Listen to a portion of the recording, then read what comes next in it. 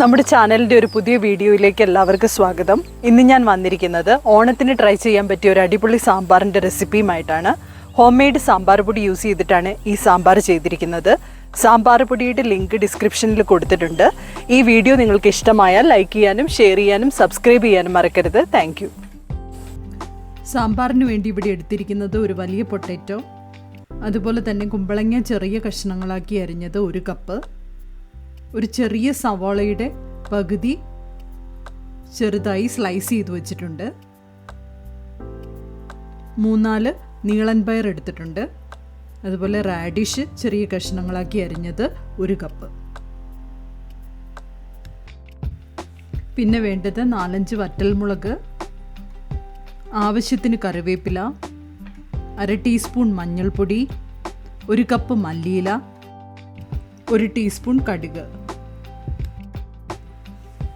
പിന്നെ വേണ്ടത് 2 മുരിങ്ങക്കായ, അതുപോലെ 2 തക്കാളി എടുത്തിട്ടുണ്ട്, ചെറിയ കഷ്ണങ്ങളാക്കി അരിഞ്ഞു വെച്ചിട്ടുണ്ട്, 2 വഴുതനങ്ങ ചെറുത്, അതുപോലെ 4 വെണ്ടയ്ക്ക, 10 ചെറിയുള്ളി, 4 ടേബിൾ സ്പൂൺ സാമ്പാർ പൊടി. ഹോം മെയ്ഡ് സാമ്പാർ പൊടിയാണ്, അതിൻ്റെ ലിങ്ക് ഡിസ്ക്രിപ്ഷനിൽ കൊടുത്തിട്ടുണ്ട്. 2 വെളുത്തുള്ളി, അതുപോലെ 1/4 കപ്പ് സാമ്പാർ പരിപ്പ്. അതൊരു 10 മിനിറ്റ് നേരം വെള്ളത്തിലിട്ടതിന് ശേഷം കഴുകി വാരി എടുത്തിരിക്കുന്നു. ഒരു കോയിൻ സൈസിൽ വാളംപുളി എടുത്ത് 1 കപ്പ് ചൂടുവെള്ളത്തിൽ സോക്ക് ചെയ്ത് വെച്ചിട്ടുണ്ട്. പിന്നെ 3 ടീസ്പൂൺ ഉപ്പും വെളിച്ചെണ്ണയും.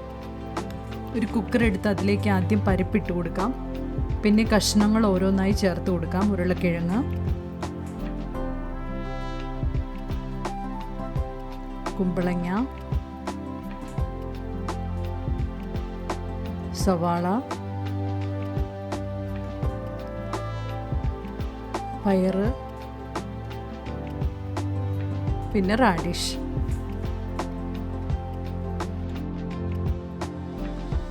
ഇതിലേക്ക് 1 ടീസ്പൂൺ ഉപ്പും എടുത്തു വച്ചിരിക്കുന്ന മഞ്ഞൾപ്പൊടിയും കൂടി ചേർത്ത് കൊടുക്കാം. 2 കപ്പ് വെള്ളം കൂടി ചേർത്ത് കുക്കർ അടച്ച് നമുക്ക് 1 വിസിൽ അടുപ്പിക്കാം. കുക്കർ 1 വിസിൽ അടിച്ചു കഴിഞ്ഞാൽ ഒരു ടാപ്പിൻ്റെ അടിയിൽ പിടിച്ച് തണുത്ത വെള്ളം ഒഴിച്ചു കൊടുത്ത് നമുക്ക് പ്രഷർ റിമൂവ് ചെയ്ത് കളയണം, അല്ലെങ്കിൽ കഷ്ണങ്ങൾ വല്ലാതെ വെന്തു പോകും. ഒരു പാൻ സ്റ്റൗവിൽ വെച്ച് ചൂടാക്കി അതിലേക്ക് 2 ടേബിൾ സ്പൂൺ വെളിച്ചെണ്ണ ചേർത്ത് കൊടുക്കാം. എണ്ണയൊന്ന് ചൂടായി കഴിയുമ്പോൾ അതിലേക്ക് കറിവേപ്പില ഇട്ട് കൊടുക്കാം. എടുത്തു വച്ചിരിക്കുന്ന ചെറിയുള്ളിയും വെളുത്തുള്ളിയും ചേർത്ത് കൊടുക്കാം. നന്നായി വഴറ്റിയെടുക്കാം.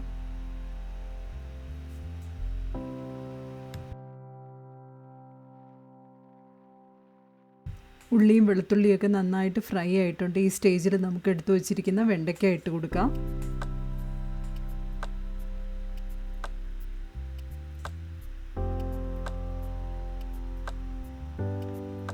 വെണ്ടയ്ക്ക ഒന്ന് വഴണ്ട് വന്നു കഴിയുമ്പോൾ അതിലേക്ക് വഴുതനങ്ങ ഇട്ട് കൊടുക്കാം. എല്ലാം കൂടെ നന്നായിട്ട് ഇളക്കി മിക്സ് ചെയ്ത് നന്നായിട്ട് വഴറ്റിയെടുക്കാം.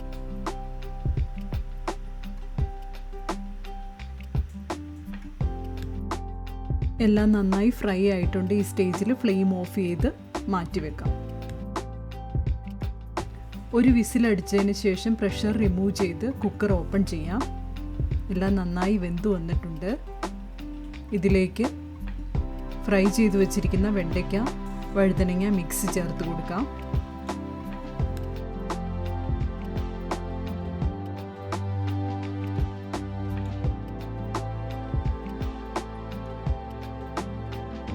നന്നായിട്ടൊന്ന് ഇളക്കി മിക്സ് ചെയ്ത് കൊടുക്കാം.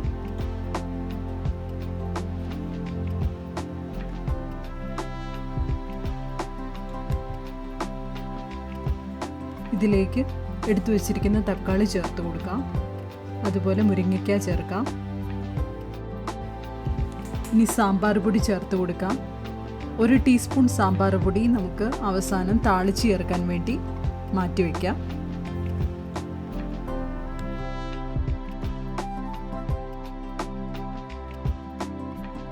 നന്നായിട്ടൊന്ന് ഇളക്കി മിക്സ് ചെയ്ത് കൊടുക്കാം.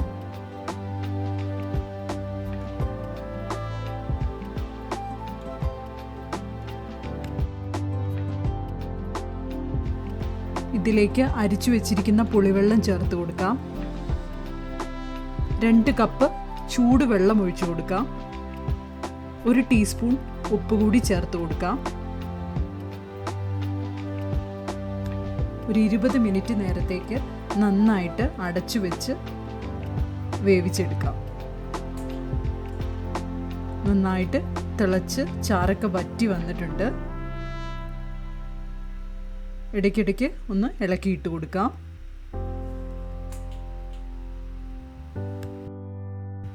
ഈ സ്റ്റേജിൽ ഒന്നുകൂടെ ഉപ്പ് നോക്കിയിട്ട് 1 ടീസ്പൂൺ ഉപ്പ് കൂടി ചേർത്ത് കൊടുക്കാം.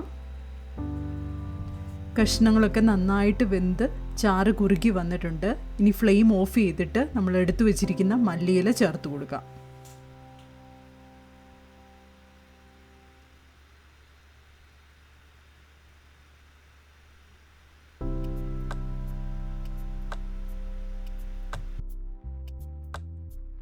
ഇനി താളിച്ചൊഴിക്കുന്നതിന് വേണ്ടി ഒരു പാൻ സ്റ്റൗവിൽ വെച്ച് ഓണാക്കി അതിലേക്ക് 2 ടേബിൾ സ്പൂൺ വെളിച്ചെണ്ണ ഒഴിച്ചു കൊടുക്കാം. എണ്ണ ചൂടായി കഴിയുമ്പോൾ അതിലേക്ക് കടുകിട്ട് കൊടുക്കാം. കടുക് പൊട്ടിക്കഴിയുമ്പോൾ വറ്റൽ മുളക് ചേർത്ത് കൊടുക്കാം. മുളക് ഫ്രൈ ആയി കഴിയുമ്പോൾ ഫ്ലെയിം ഓഫ് ചെയ്തിട്ട് കറിവേപ്പില ചേർത്ത് കൊടുക്കാം.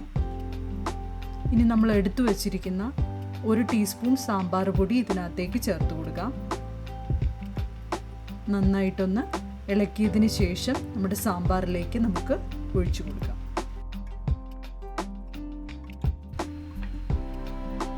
നമ്മുടെ സാമ്പാർ റെഡി ആയിട്ടുണ്ട്. നമുക്കിതൊരു സെർവിങ് ബൗളിനകത്തേക്ക് മാറ്റാം.